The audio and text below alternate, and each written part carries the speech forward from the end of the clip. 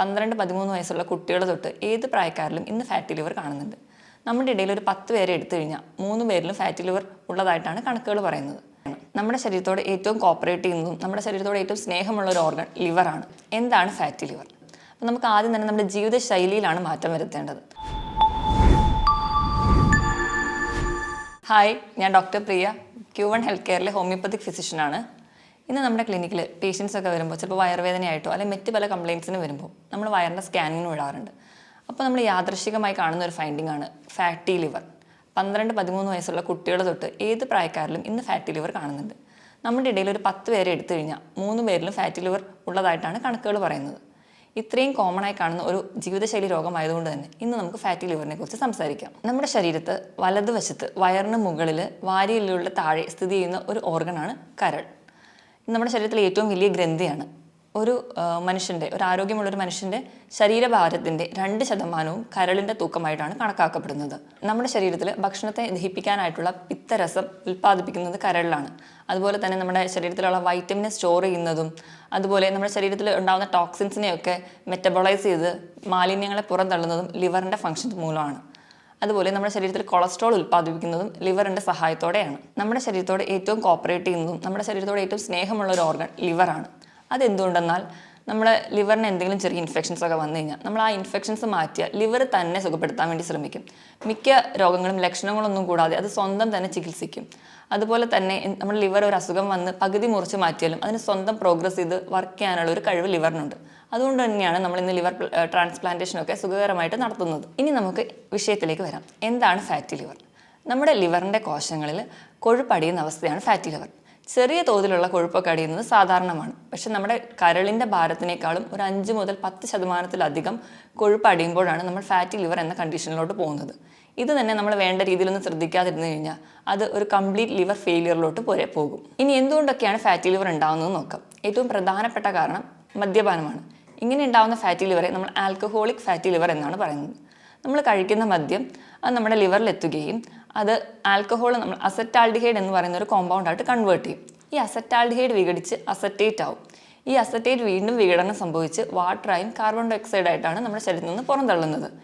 ഇതിനിടയിൽ ഉണ്ടാകുന്ന അസറ്റാൽഡിഹൈഡ് എന്ന് പറയുന്ന ഒരു കോമ്പൗണ്ട് അതൊരു ടോക്സിക് സബ്സ്റ്റൻസ് ആണ്. അത് നമുക്ക് ക്യാൻസർ വരെയുള്ള ഉണ്ടാക്കാനുള്ള ശേഷിയുണ്ട്. ഈ കോമ്പൗണ്ട് നമ്മുടെ ലിവറിൻ്റെ കോശങ്ങളെ നശിപ്പിക്കുന്നു. അതുവഴിയാണ് നമുക്ക് ഫാറ്റി ലിവർ ഉണ്ടാകുന്നത്. രണ്ടാമതായി പറയുന്ന ഒരു ഗ്രൂപ്പ് ഓഫ് കണ്ടീഷനാണ് നോൺ ആൽക്കഹോളിക് ഫാറ്റി ലിവർ, മദ്യപാനമല്ലാത്ത മറ്റു കാരണങ്ങൾ. അതിൽ ഏറ്റവും പ്രധാനപ്പെട്ട കാരണം നമ്മുടെ അമിതമായിട്ടുള്ള ഭക്ഷണം കഴിക്കുന്നതാണ്. നമ്മുടെ ശരീരത്തിൻ്റെ ഊർജ്ജത്തിന് ആവശ്യത്തിലും കൂടുതൽ നമ്മൾ ഭക്ഷണം കഴിക്കുമ്പോൾ അത് നമ്മുടെ ശരീരത്തിൽ കൊഴുപ്പായി അടിയുന്നു. ഇത് നമുക്ക് ആദ്യം ഒക്കെ അമിതവണ്ണമായിട്ട് പ്രസൻറ്റ് ചെയ്യും. വീണ്ടും ഈ കൊഴുപ്പ് കൂടുമ്പോൾ അത് നമ്മുടെ ലിവറിലെ കോശങ്ങളിൽ കിട്ടിക്കിടന്ന് നമുക്ക് ഫാറ്റി ലിവർ ഉണ്ടാകുന്നു. അപ്പം അമിതമായി ഭക്ഷണം കഴിക്കുന്നത് ഒരു കാരണമാണ്. രണ്ടാമതായിട്ട് അമിതവണ്ണം അത് ഫാറ്റി ലിവറിന് ഒരു കാരണമാണ്. അതുപോലെ നമ്മൾ നിയന്ത്രണമല്ലാതെ പോകുന്ന BP, കൊളസ്ട്രോൾ, പ്രമേഹം തുടങ്ങിയ രോഗങ്ങൾ നമുക്ക് ഫാറ്റി ലിവറിലോട്ട് എത്തിക്കാം. അതുപോലെ തന്നെയാണ് മെറ്റബോളിക് സിൻഡ്രോം. മെറ്റബോളിക് സിൻഡ്രോം എന്ന് പറയുമ്പോൾ അമിതവണ്ണവും പ്രമേഹവും ഉയർന്ന രക്തസമ്മർദ്ദവും കൊളസ്ട്രോൾ കൂടി നിൽക്കുന്ന അവസ്ഥയും കൂടി ചേരുന്ന ഒരു ഗ്രൂപ്പ് ഓഫ് കണ്ടീഷനാണ്. ഇതും നമുക്ക് ഫാറ്റി ലിവർ ഉണ്ടാക്കുന്നു. അതുപോലെ തന്നെ നമ്മൾ സ്വയം ചികിത്സിക്കുന്ന പെയിൻ കില്ലേഴ്സ് കഴിക്കുക, അതുപോലെ തന്നെ ചില സ്റ്റിറോയിഡ്സും ചില ആൻറ്റി ഡിപ്രസീവ് ഡ്രഗ്സ് കഴിക്കുന്നവരിലും ഫാറ്റി ലിവർ ഉണ്ടാകുന്നതായി കാണാം. ഇതിനോടൊപ്പം തന്നെ irritable bowel disease, ulcerative colitis പോലെയുള്ള രോഗങ്ങളും ഫാറ്റി ലിവർ ഉണ്ടാക്കുന്നു. അതുപോലെ നമ്മൾ അമിതവണ്ണം കുറയ്ക്കാനായിട്ട് ചെയ്യുന്ന ബീറിയാട്രിക് സർജറികൾ, അതുപോലെ പെട്ടെന്ന് വണ്ണം കുറയ്ക്കാൻ വേണ്ടി പട്ടിണി കിടക്കുന്നത് ഫാറ്റി ലിവർ ഉണ്ടാക്കുന്നു. ഇതിനോടൊക്കെ പുറമെ അണുബാധകൾ, ഹെപ്പറ്റൈറ്റിസ് A, B, C പോലെയുള്ള ഇൻഫെക്ഷൻസ്, മലേറിയ പോലെയുള്ള ഇൻഫെക്ഷൻസും ഫാറ്റി ലിവറിന് കാരണമാണ്. ഇതുപോലെ തന്നെ പാരമ്പര്യം ഒരു ഘടകമാണ്. ചില കുടുംബങ്ങളിൽ ഈ കരൾ രോഗം ഒരു പാരമ്പര്യമായിട്ടും കാണുന്നുണ്ട്. ഇനി എന്തൊക്കെയാണ് ഫാറ്റി ലിവറിൽ കാണുന്ന ലക്ഷണങ്ങൾ എന്ന് നോക്കാം. പൊതുവെ ഈ ഫാറ്റി ലിവർ പുറത്തോടൊന്നും വലിയ ലക്ഷണങ്ങൾ കാണിക്കാറില്ല. നമ്മൾ മറ്റ് പല ആവശ്യങ്ങൾക്ക് വേണ്ടി ഒരു ബോഡി സ്കാനൊക്കെ ചെയ്യുമ്പോൾ അതിൽ യാദൃശ്ചികമായിട്ടാണ് ഫാറ്റി ലിവർ കാണാറ്. എന്നാലും ചിരലിൽ കാണുന്ന സിംറ്റംസ് എന്തൊക്കെയാണെന്ന് നോക്കാം. ഒന്നാമതായിട്ട് മഞ്ഞപ്പിത്തം.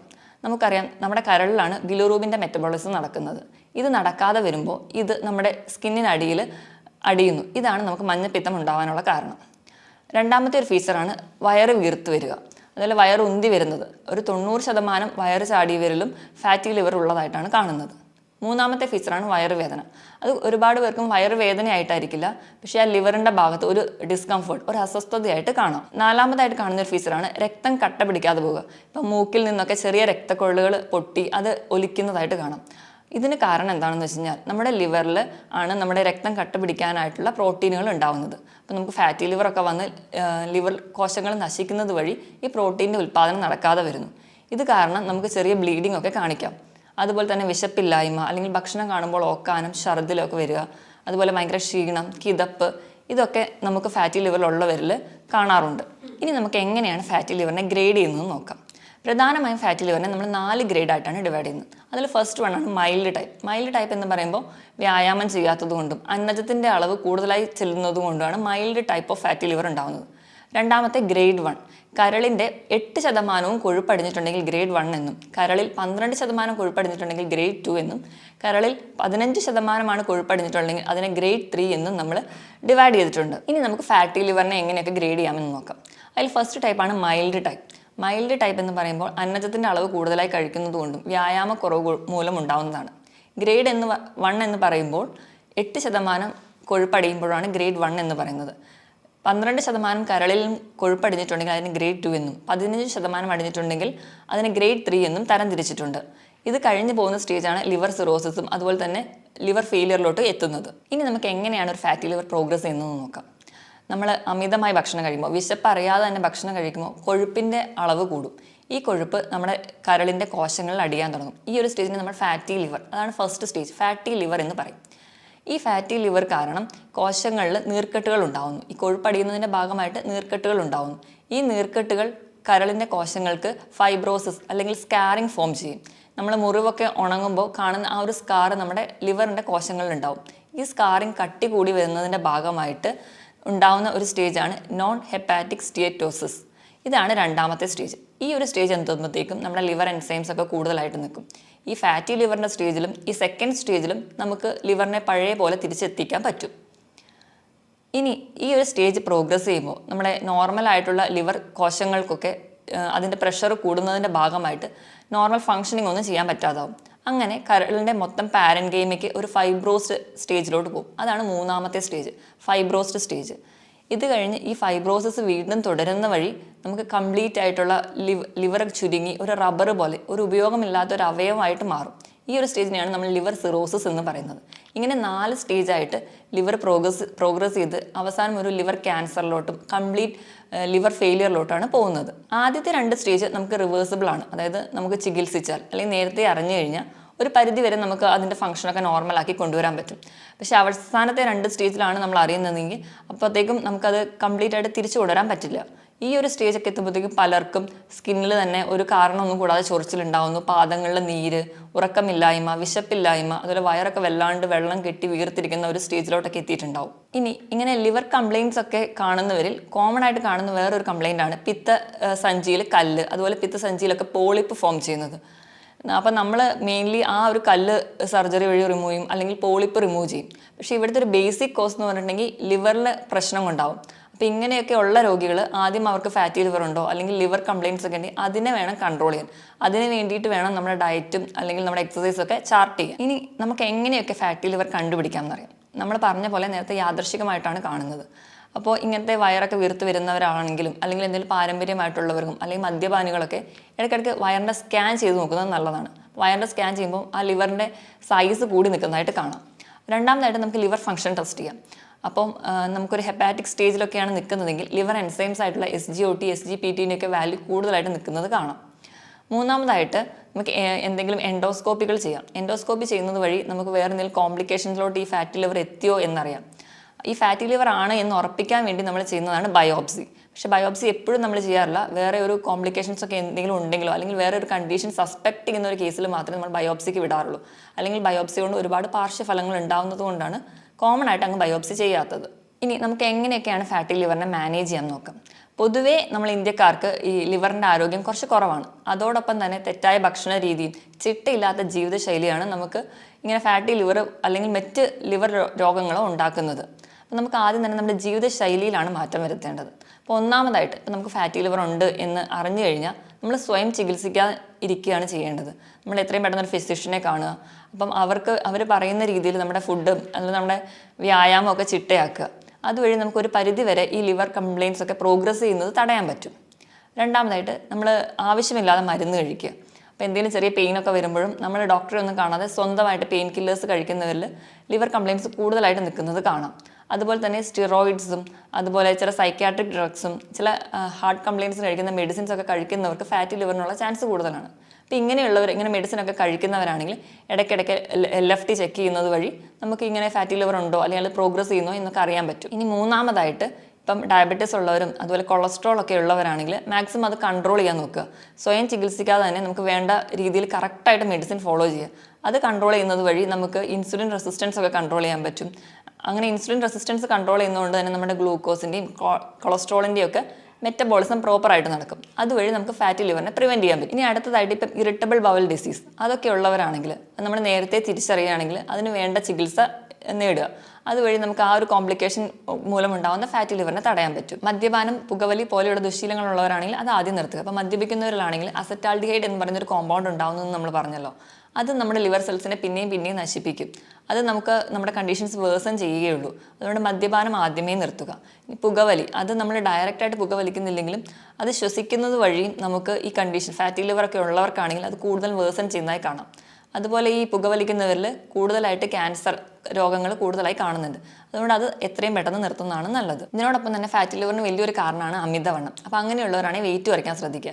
അതിനുവേണ്ടി ഉടനെ ബീറിയാട്രിക് സർജറിയോ അല്ലെങ്കിൽ പെട്ടെന്ന് പട്ടിണി കിടന്ന് വെയിറ്റ് കുറയ്ക്കുന്നത് ചെയ്യാതെ ഒരു 6 മുതൽ 10 മാസം കൊണ്ട് നമ്മുടെ ശരീരത്തിൻ്റെ വെയിറ്റ് ഒരു മാസം ഒരു 2 കിലോ വെച്ച് കുറയുന്ന രീതിയിൽ ചെറിയ തോതിൽ വെയിറ്റ് കുറയ്ക്കാൻ വേണ്ടി ശ്രദ്ധിക്കുക.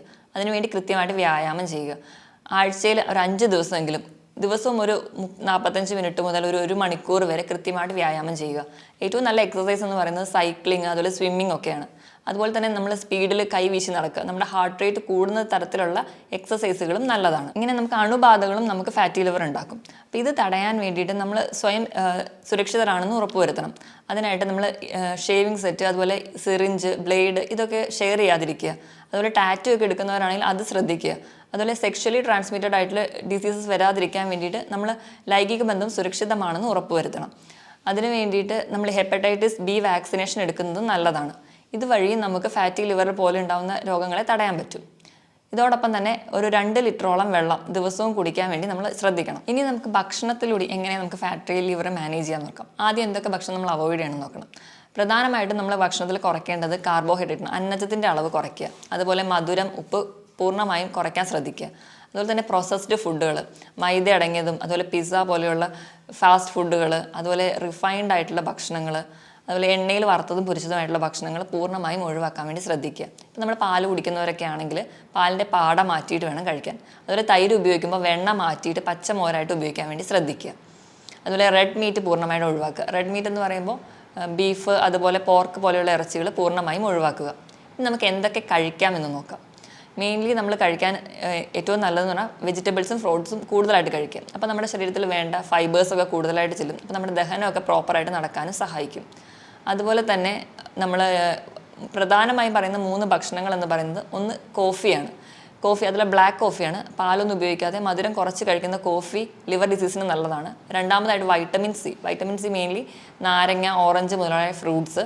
വൈറ്റമിൻ ഇ സപ്ലിമേഷൻ നല്ലതാണ്. അതിനുവേണ്ടി നമുക്ക് വാൽനട്ട്, കാഷ്യൂ ഒക്കെ കൂടുതലായിട്ടും കഴിക്കാം. ഇതുപോലെ തന്നെ കൂടുതലും ഇലക്കറികൾ ലിവറിന് വളരെ നല്ലതാണ്. ഇലക്കറികൾ തന്നെ നമുക്ക് സുലഭമായി കിട്ടുന്ന ചീര, മുരിങ്ങയില, അതിൽ കറിവേപ്പില ഇതൊക്കെ നല്ലതാണ്. അതുപോലെ തന്നെ ലിവറിന് ഏറ്റവും നല്ലതാണ് cruciferous vegetables, cabbage, cauliflower, broccoli തുടങ്ങിയ പച്ചക്കറികളും വളരെ നല്ലതാണ്. അതുപോലെ നമ്മൾ എപ്പോഴും ഉപയോഗിക്കുമ്പം റിഫൈൻഡ് ഓയിൽ ഉപയോഗിക്കാതിരിക്കുക. റിഫൈൻഡ് ഓയിൽ എന്ന് പറയുമ്പോൾ പാം ഓയിലും സൺഫ്ലവർ ഓയിലൊക്കെ. അൺറിഫൈൻഡ് ആയിട്ടുള്ള ഓയിലുകൾ, നമ്മളെ വെളിച്ചെണ്ണ അതുപോലെ ഒലിവ് ഓയിലൊക്കെ കൂടുതലായിട്ട് ഉപയോഗിക്കാൻ ശ്രദ്ധിക്കുക. അതുപോലെ നമ്മൾ കൊഴുപ്പ് കഴിക്കുമ്പോൾ നമ്മുടെ അയല, മത്തി, ചൂര പോലെയുള്ള മീനുകളിലെ പോളി അൺസാച്ചുറേറ്റഡ് ആയിട്ടുള്ള ഫാറ്റ് അടങ്ങിയ ഭക്ഷണങ്ങൾ കഴിക്കാൻ കൂടുതലായിട്ട് ശ്രദ്ധിക്കുക. ഇങ്ങനെയൊക്കെ ചിട്ടയായ ഭക്ഷണ രീതിയിലൂടെയും കൃത്യമായ വ്യായാമത്തിലൂടെയും നമുക്ക് ലിവറിൻ്റെ ആരോഗ്യം മെച്ചപ്പെടുത്താവുന്നതേ ഉള്ളൂ. ഇതോടൊപ്പം തന്നെ തുടക്കത്തിലൊക്കെ അറിയുകയാണെങ്കിൽ ഹോമിയോപ്പതിയിൽ ഫലപ്രദമായ ചികിത്സയും ലഭ്യമാണ്. മറ്റൊരു ഹെൽത്ത് ടോപ്പിക്കുമായിട്ട് വീണ്ടും കാണുന്നത് വരെ നന്ദി.